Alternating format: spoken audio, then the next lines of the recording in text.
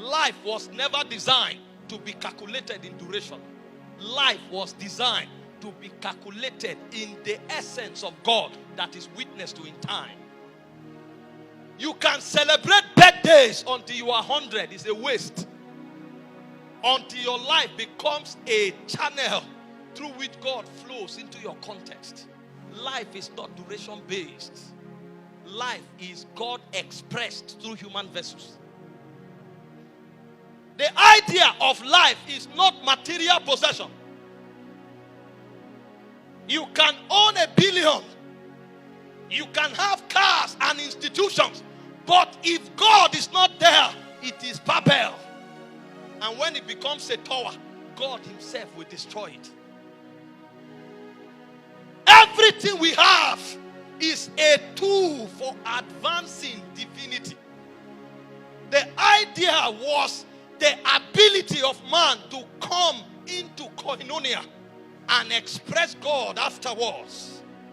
So when we look at men, what we should trace is the dimension of God that they carry.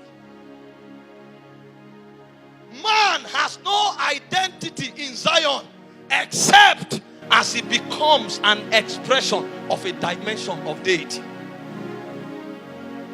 So if you study Hebrews chapter 11, he didn't remember what they had in time. Noah created an ark that was to save the whole world. It was not captured in the Chronicles of Zion. When the records of Noah's life were written, he said when God spake, Noah moved with reverence. So the fear of God in the life of Noah was the channel for communicating God. That was the only thing that crossed into eternity. The gifts of the Spirit that Noah had were not written in eternity. It is not needed there. Because eternity is a realm of perpetual continuum. You don't need word of knowledge. Noah built an ark for 100 years. And everything Noah built, he saw it in the Spirit. But that was not written. The only thing that was captured was the fear of God. Because that fear of God was what captured the dimension of God that Noah represented in time. The Bible said in Genesis 24 from verse 1 that Abraham was old and well stricken in age, and the Lord had blessed him in all things. That is mortal record.